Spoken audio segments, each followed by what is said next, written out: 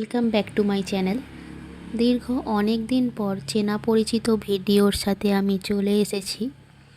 আমার এই ধরনের ভিডিওর উদ্দেশ্য হলো আপনাদের সচেতন রাখা। আপনারা যারা একটা খুব সহজ সাদাসিধা জীবনযাপন করেন, খুব সহজেই যে কোনো বিষয়ে ঠকে যান, অথবা সেই পরিস্থিতিতে আপনার কী করণীয় তা বুঝতে পারেন না, তাহলে অনুরোধ করব ভিডিওটি শেষ পর্যন্ত স্কিপ না করে দেখুন।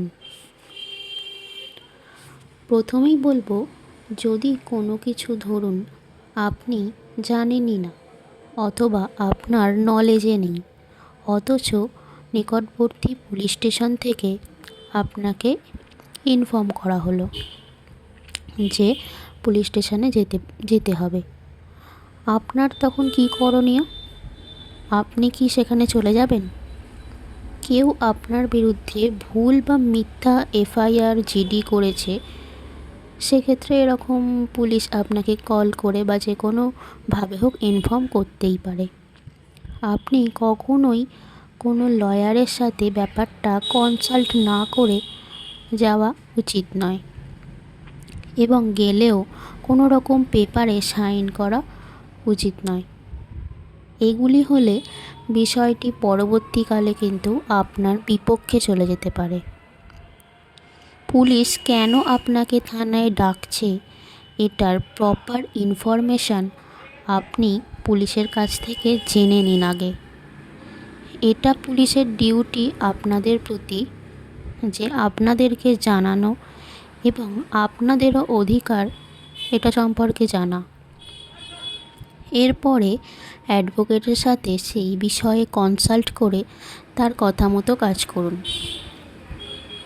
আমি প্রথম কোয়েশ্চেনের অ্যান্সার দেবার চেষ্টা করলাম আমার বাড়ির কিছু কাজকর্মের মধ্য দিয়ে, যাতে আপনাদের ইন্টারেস্ট গ্রো হয় আর আমিও সহজভাবে বোঝানোর চেষ্টা করতে পারি, তাই চেষ্টা করছি।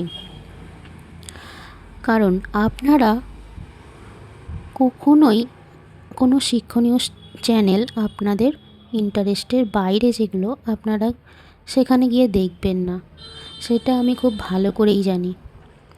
বেশি দেরি না করে আমি পরবর্তী কোয়েশ্চেনে চলে যাচ্ছি।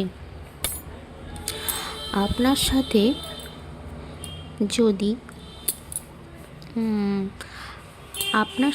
যদি এমন কোনো ঘটনা ঘটে থাকে যার মধ্যে কিন্তু ক্রিমিনাল ইনগ্রেডিয়েন্টস আছে, মানে আপনার মনে হচ্ছে যে আপনাকে আইনি ব্যবস্থা নিতে হবে, তখন বেশি দেরি না করে সেক্ষেত্রেও কিন্তু একজন লয়ারের কাছে ডিসকাশন করে তারপর পুলিশ স্টেশনে যাওয়া উচিত।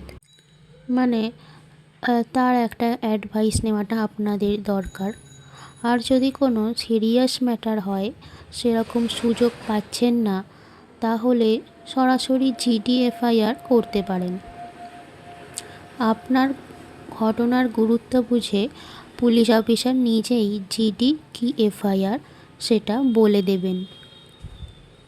মানে আপনার যদি মনে কনফিউশন থাকে যে আপনি জিডি করবেন নাকি এফআইআর করবেন, অনেক সময় এফআইআর গুলোতেও জিডি করা যায়, কিন্তু যেগুলো ক্রিমিনাল ইনগ্রেডিয়েন্টস অনেক বেশি, তো সেইগুলোতে কিন্তু এফআইআর করতেই হয়। এফআইআর করার জন্য ব্যাপারটি কগনিজেবল অফেন্স, অর্থাৎ বেশি সিরিয়াস, যেমন মারামারি বা বেশিভাবে কেউ ইনজিওর্ড হয়েছে, চুরি হওয়া, ডাকাতি ইত্যাদি কারণে এফআইআর নেওয়া হয়। আর যদি কোনো ছোটোখাটো ঝামেলা হয়, পারিবারিক ঝামেলা, তো সে আবার অথবা কোনো কিছু হারিয়ে যায়, তো সেক্ষেত্রে কিন্তু জিডি বা জেনারেল ডায়েরিটা নেওয়া হয়। আর যদি এই ধরনের কগনিজেবল অফেন্স হয়, তাহলে আপনার এফআইআরের ভিত্তিতে যার বিরুদ্ধে এটি করা হয়েছে, বিনা ওয়ারেন্টে কিন্তু তাকে পুলিশ অ্যারেস্ট করতে পারে। আর এই অ্যারেস্ট করার 24 ঘন্টার মধ্যে ব্যক্তিকে কিন্তু কোর্টে প্রডিউস করবে। আচ্ছা, এবার বলি, এফআইআর কারা করতে পারবেন?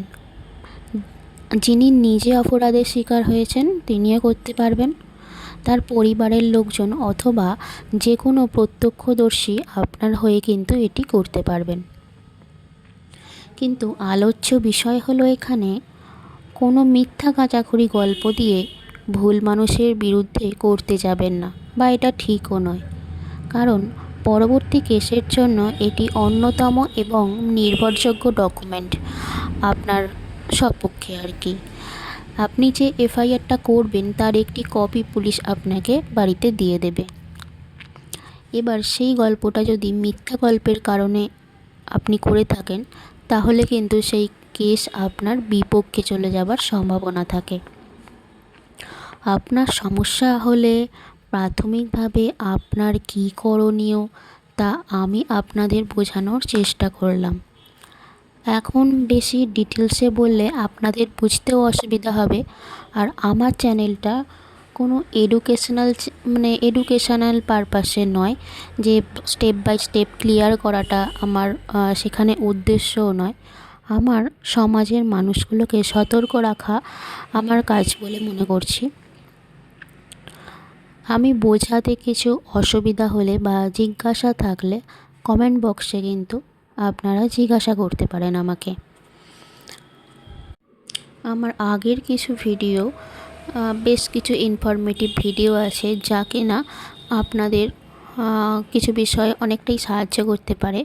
আমি এই ভিডিওতে লিংক দিয়ে দেওয়ার চেষ্টা করব, আপনারা চাইলে সেগুলো একবার ভিজিট করতে পারেন।